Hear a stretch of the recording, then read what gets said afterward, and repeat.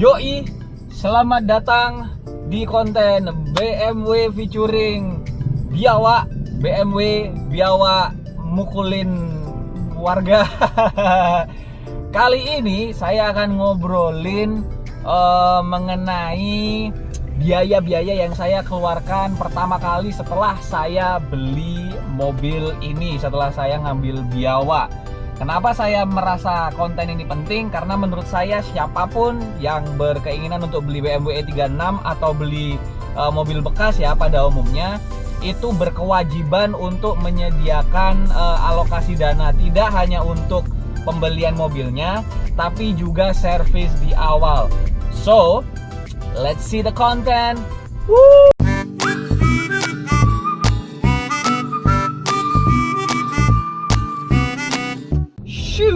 Nah, seperti di beberapa konten yang lalu, saya itu bilang bahwa si Biawa ini saya dapat dealnya itu dalam harga 43 juta. Saya ditawarinnya itu 50, tapi alhamdulillah orangnya bersedia untuk dipukul harganya, dipres harganya sampai 43 dengan kondisi yang sedemikian. Nanti saya akan bikinkan video sendiri terkait kondisinya si Biawa ini seperti apa, sehingga saya anggap layaknya dihargai 43. Tapi saya juga punya satu catatan penting, di mana bahwa ternyata duit yang saya siapkan itu tidak hanya diperuntukkan buat beli, tapi juga untuk servis awal. Mobil bekas itu wajib punya alokasi untuk servis di awal setelah beli. Kenapa? Karena kan kita tidak tahu kondisi sebelumnya seperti apa. Mungkin kita bisa lihat saat beli, mungkin kita bisa pantau dengan yang pemilik sebelumnya, tapi alangkah baiknya jika kita juga mempersiapkan dana kurang lebih 5-10%. 10% is okay untuk melakukan perbaikan awal di mobil. So, saya akan pindah ke video selanjutnya. Ini dia dana yang saya keluarkan untuk Biawa. Wah! Yoilah, langsung aja. Jadi seperti yang saya bilang tadi, bahwa beli mobil bekas itu nggak boleh cuman punya duitnya itu aja, tapi harus ada spare sekitar 5-10% untuk servis besar di awal. Nggak harus servis besar sih, pokoknya adalah spare buat perbaikin kanan kiri, spare part, ganti apa kayak kanvas rem kayak apa gitu. Karena kan kita nggak pernah tahu ya, sebelum sama kita mobil itu udah ngalamin damage, ngalamin kerusakan apa aja. Jadi ini dia servis-servis yang saya lakukan waktu pertama kali saya dapat si Biawa, ya kan. Langsung aja nih, jadi kwitansi pertama. Nah, pertama kali yang saya ganti adalah aki, karena akinya mati. Jadi saya pakai Inco, harganya 1.700.000. Aki Inco itu 1.700.000. Setelah itu bergeser ke kwitansi selanjutnya. Sorry agak kecil tulisannya, tapi saya bantu bacain deh. Ini ada oli filter, saya ganti oli filternya, filter orinya 140. Setelah itu oli mesin pakai Castrol 450, 4,5 liter. Habis itu oli Gardan juga 80.000 per liternya. Jadi di sini 160, kemudian minyak rem 100.000. Servisnya biasanya orangnya itu 200.000. Di total 1.050.000. Berarti servis, mari kita tulis lagi servis tanggal 17 Mei 2021 itu ada 1.050.000. Beralih ke kwitansi selanjutnya.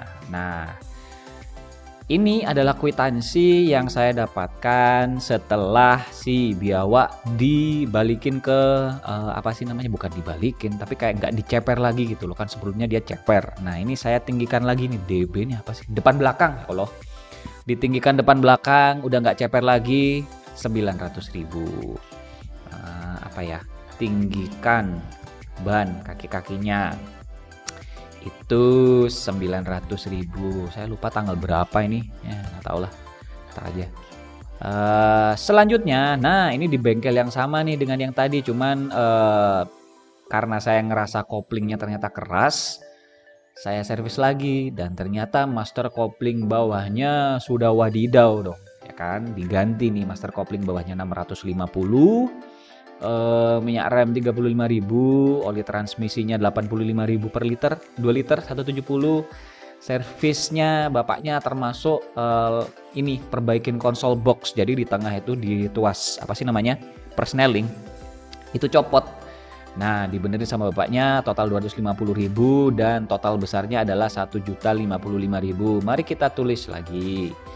Servis 20 Mei 2021 seharga 1.055.000. Mari kita ke kwitansi selanjutnya. Nah, ini adalah servis yang saya lakukan sebelum saya mudik. Nih, ada tensioner polos saya ganti 325, bohlam buat fog lampnya saya ganti 30.000, seal housingnya 300.000, termasuk tune up 175, ngecek lampu 125, ganti seal rumah oli filter dan segala macem. Itu kalau di total plus jasa adalah 955.000. Servis tanggal berapa ya? 6 Juni. Servis 6 Juni 2021 adalah 955.000. Apakah sudah selesai? Oh, tentu tidak. Karena ternyata mobil saya setelah dibalikin tinggi lagi, udah nggak ceper lagi, itu saya ngerasa agak kurang stabil. Nggak stabilnya adalah di jalan lurus itu belok kiri, jadi kayak cenderung condong belok kiri gitu loh. Nah, waktu saya periksa ternyata pernya itu diakalin, dilas, terus ditahan pakai karet dan segala macam.